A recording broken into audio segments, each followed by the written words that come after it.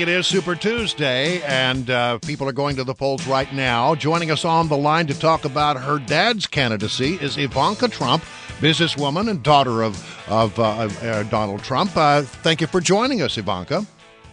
Good morning. All right, Good morning. Thank you for having me. Well, there's a lot of stuff to cover, and there are a couple of things that have cropped up in the last day or two. Let me just get them out of the way so we can address them and move on.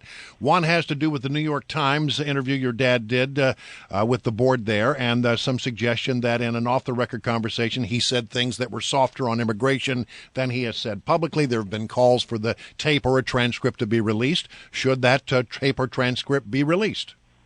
Oh, I don't know. That would be up to my father, and so I have no idea, and I have no idea who made those suggestions. Well, his opponents have made the suggestion for sure. On any point.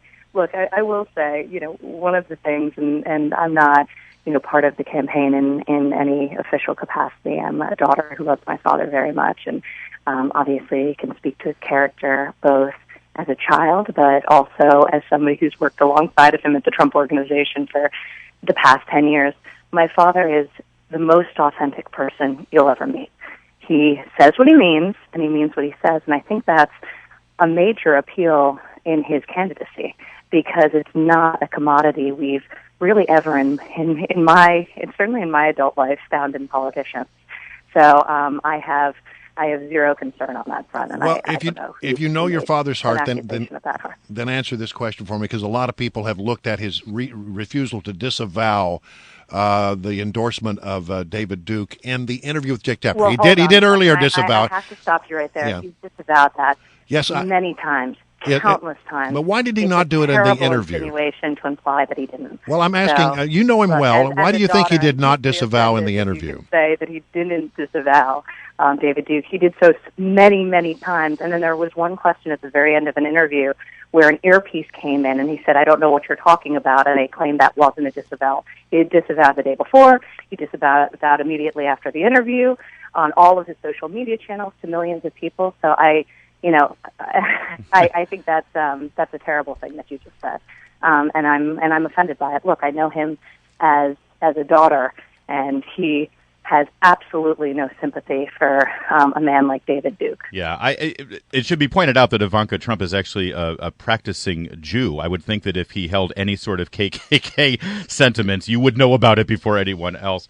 Ivanka, can I ask you, you went to 2 years at Georgetown right here in D.C., and then 2 years at the Wharton School of Business, and you're the executive vice president of development and acquisitions for Trump. So you know finance, you know the economy. I'm not asking you as a person with the campaign, which you are not, but you're a person who knows business and finance. Is my concern about some of your father's policies has to do with the threat of tariffs and a potential trade war with China and other countries that we have pretty open trade relations with. If those tariffs come in and higher costs of imports come in, using your business sense, you know that the American people will have to pay for that through the higher price of goods and services. Aren't you concerned about that with regard to the effect on our economy? Well, jobs will also be brought back to the U.S. because of the higher costs of production abroad. So, there are definitely two sides. But, I'm not the candidate, so I will leave that to my father. I think his policies are very well reasoned. I think he's much more accomplished in terms of his business acumen than any of the candidates in the field.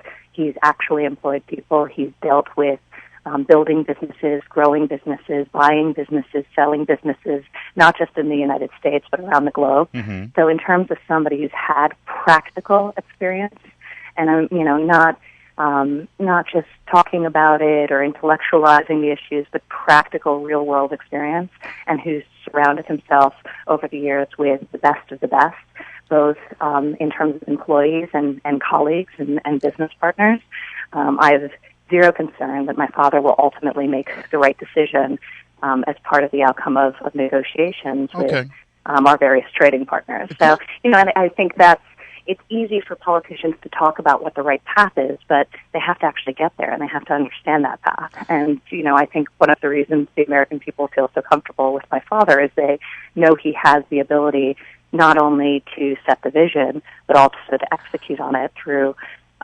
through the negotiation process, and that's ultimately what this is. Within that same vein as your role with the business, I wonder, listen, a big part of Trump's expansion is right here in the district with the Trump Hotel, right, like a block and a half away from the White House, ironically.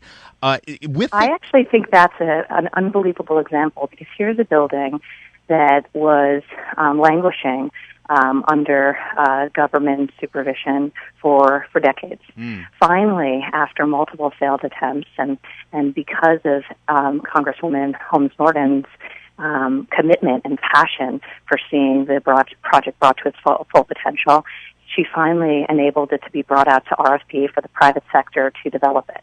Hundreds of groups, hundreds of interested parties were narrowed down to 14, and these were the best in business in terms of finance, in terms of the best hotel operators. Everyone was vying to redevelop the old post office building. Yeah. The Obama administration selected Trump. This was before politics.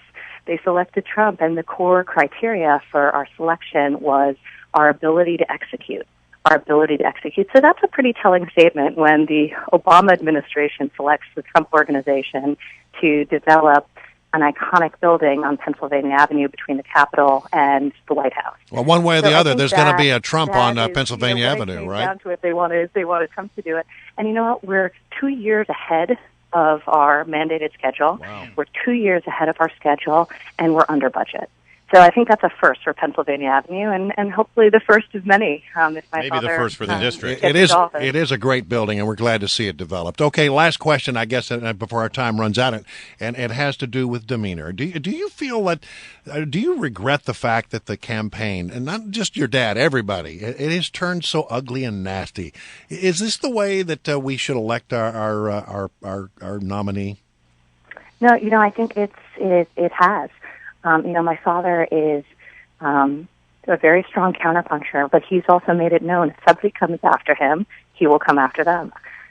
Most recently, one of the candidates who's run on a campaign for 9 months of optimism and staying out of the fray decided out of a last-ditch effort and / desperation to start hitting really hard. So I think, the plus side is you see character. It's important that we elect somebody who's authentic and we know who they are when they come into office.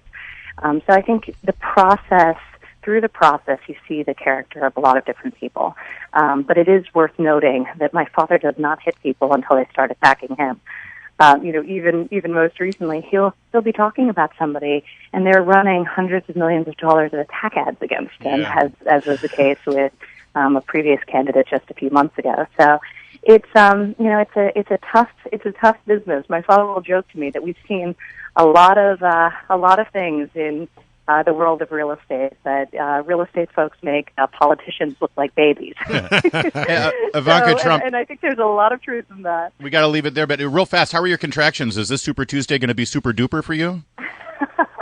So I am pregnant with my third child, and I'm due any minute. So it may be, let's just say March will be an exciting month, I hope, on many levels. I hear you. I hope your listeners get out there and vote today, because I think it will be a big one, and I think it will be a historic day. All right. Thank you for joining us. It's a pleasure.